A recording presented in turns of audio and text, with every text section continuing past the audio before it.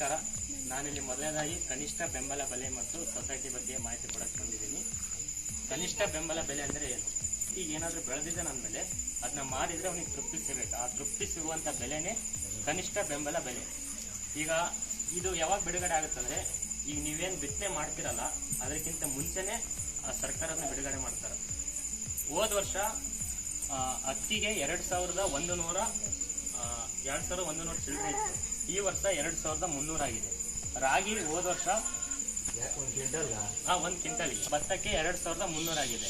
ಹೋದ ವರ್ಷ ಅದೇ ರಾಗಿ 3846 ಇತ್ತು. ಈ ಸರಿ 4290 ಆಗಿದೆ. ಇದೇ ರೀತಿ ವರ್ಷ ಈ ಕನಿಷ್ಠ ಬೆಲೆ ಜಾಸ್ತಿ ಆಗ್ತಿದೆ. ಇದು ನೀವು ಪಡಿಬೇಕಂದ್ರೆ ಒಂದು ಸ್ವಲ್ಪ ಸ್ಟೆಪ್ಸ್ ಇದಾವೆ, ಪ್ರೊಸೀಜರ್ಸ್ ಇದಾವೆ. ಅದು ಹೆಂಗಂದ್ರೆ, ಇದೇನಿದೆಯಲ್ಲ ಇದ್ರದ್ದು ಯಾರು ಬೆಲೆ ಬಿಡುಗಡೆ ಮಾಡ್ತಾರೆ ಅಂದ್ರೆ ಕರ್ನಾಟಕ ಆಹಾರ ಮತ್ತು ನಾಗರಿಕ ಸರಬರಾಜು ನಿಗಮ ಸಮಿತಿ ಅಂತ ಇರುತ್ತೆ. ಇದಕ್ಕೆ ಗೌರ್ಮೆಂಟ್ ಆರ್ಡರ್ ಕೊಡುತ್ತೆ. ಯಾವಾಗ ಕೊಡುತ್ತೆ? ನವೆಂಬರ್ 1ನೇ ವಾರ ಇಲ್ಲ 2ನೇ ವಾರದಲ್ಲಿ ಆರ್ಡರ್ ಕೊಡುತ್ತೆ. ಆಗ ಅವ್ರು ಏನ್ ಮಾಡ್ತಾರೆ ಅಂದ್ರೆ ಕಾರ್ಯಪಡೆ ಸಮಿತಿ ಅಂತ ಒಂದು ಮೀಟಿಂಗ್ ಮಾಡ್ತಾರೆ. ಆ ಮೀಟಿಂಗ್ ಅಲ್ಲಿ DC, ADA, AO ಅವರೆಲ್ಲರೂ ಇರ್ತಾರೆ. ಆ ಮೀಟಿಂಗ್ ಅಲ್ಲಿ ಯಾವ್ಯಾವ ಬೆಳೆಗೆ ಎಷ್ಟೆಷ್ಟು ಬೆಲೆ ಇಡಬೇಕಂತಂದು ಮಾಹಿತಿ ಅದು ಡಿಸ್ಕಸ್ ಮಾಡ್ತಾರೆ ಇಲ್ಲಿ. ಅವಾಗ ಅದಾದ್ಮೇಲೆ ನೆಕ್ಸ್ಟ್ ಈ ಮೀಟಿಂಗ್ ಆದ್ಮೇಲೆ ಏನ್ ಮಾಡ್ತಾರೆ ಅಂತಂದ್ರೆ, ಅದರಲ್ಲಿ ನ್ಯೂಸ್ ಪೇಪರ್ಗೆ ಬಿಡ್ತಾರೆ ನವೆಂಬರಲ್ಲಿ.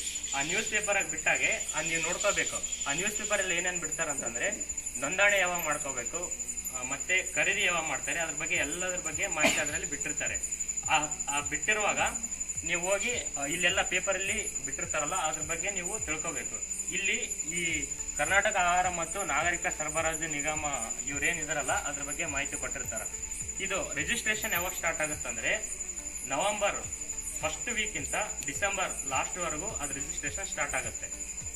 2 ತಿಂಗಳ ರಿಜಿಸ್ಟ್ರೇಷನ್ ಇರುತ್ತೆ. ಆ ರಿಜಿಸ್ಟ್ರೇಷನ್ ಏನ್ ಬೇಕಂದ್ರೆ FID, ರೈತರದ FID ID ನಂಬರು ಮತ್ತೆ ಆಧಾರ್ ಕಾರ್ಡ್ ಬೇಕು. ಈ FID ಹೆಂಗ್ ಮಾಡಿಸ್ಬೇಕಂತಂದ್ರೆ, ರೈತರ FID ಅಂತ ರೈತರ RSL ಮಾಡ್ತಾರೆ.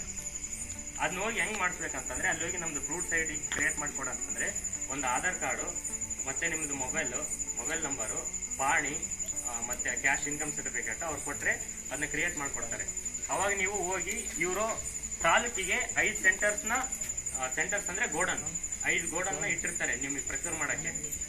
ಅಲ್ಲಿ ನೀವು ಹೋಗಿ ರಿಜಿಸ್ಟ್ರೇಷನ್ ಮಾಡಿಸ್ಬೇಕು. ಆ ರಿಜಿಸ್ಟ್ರೇಷನ್ ಮಾಡಿಸಿದಾಗೆ ಅವ್ರು ಏನ್ ಕೊಡ್ತಾರೆ ಅಂದ್ರೆ ಒಂದು ಸ್ಲಿಪ್ ಕೊಡ್ತಾರೆ. ಆ ಸ್ಲಿಪ್ ಅಲ್ಲಿ ನೀವು ಯಾವಾಗ ನಿಮ್ಮ ಇದೇನು ಉತ್ಪನ್ನ ಇರ್ತಲ್ಲ ಅದನ್ನ ಯಾವಾಗ ತರಬೇಕಂತಂದು ಒಂದು ತಾರೀಕು ಇರುತ್ತೆ.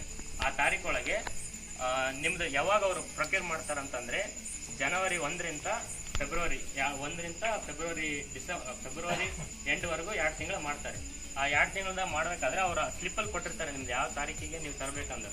ಆ ತಾರೀಕಿಗೆ ನೀವು ಹೋಗಿ ತಂದು ಕೊಟ್ರೆ ಅವರು ತಗೊಳ್ತಾರೆ. ಅವರು ಫೋನ್ ಹಾಕಿ ಕೂಡ ಕರಿತಾರೆ. ಒಂದ್ ವೇಳೆ ನೀವು ಹೋಗಿಲ್ಲ ಅಂದ್ರೂ ಕೂಡ ಅವ್ರು ಫೋನ್ ಹಾಕಿಬಿಟ್ಟು ಕರೀತಾರೆ, ಈ ತಾರೀಕಿಗೆ ನಿಮ್ದು ತರಬೇಕು ಅಂತಂದು ಹೇಳ್ತಾರೆ.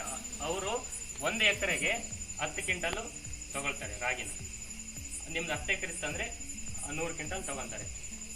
ಈ ವರ್ಷ ರಾಗಿಗೆ 4790 ರೂಪಾಯಿ ಬೆಲೆ ಇದೆ. ಈ ಬೆಲೆಗೆ ನೀವು ಅಲ್ಲಿ ಹೋಗಿ ಆ ಸ್ಲಿಪ್ ತೋರಿಸಿದ್ರೆ ಆ ಬೆಲೆಗೆ ತಗೊಂಡಾದ್ಮೇಲೆ ನಿಮಗೆ ಅಲ್ಲಿ ಕೂಡ ಒಂದು ಧಾನ್ಯದ ಚೀಟಿ ಅಂತ ಕೊಡ್ತಾರೆ. ಅಲ್ಲಿ ಅದು ಪೇಮೆಂಟ್ ಆಗಿ ನಿಮಗೆ 1 ತಿಂಗಳ ಬೇಕು.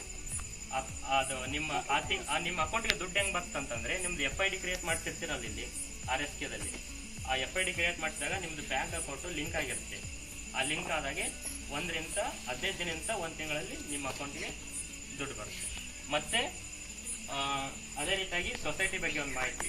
ಸೊಸೈಟಿಗೆ ನಿಮ್ಗೆ ಗೊತ್ತಿರುತ್ತೆ ಎಲ್ಲರಿಗೂ, ಅರ್ಧ ಎಕರೆ ಇದ್ರೆ ನಿಮಗೆ ಇಲ್ಲಿ ಸಾಲ ಕೊಡ್ತಾರೆ ಅಂದ್ಬಿಟ್ಟು ಗೊತ್ತಿರುತ್ತೆ.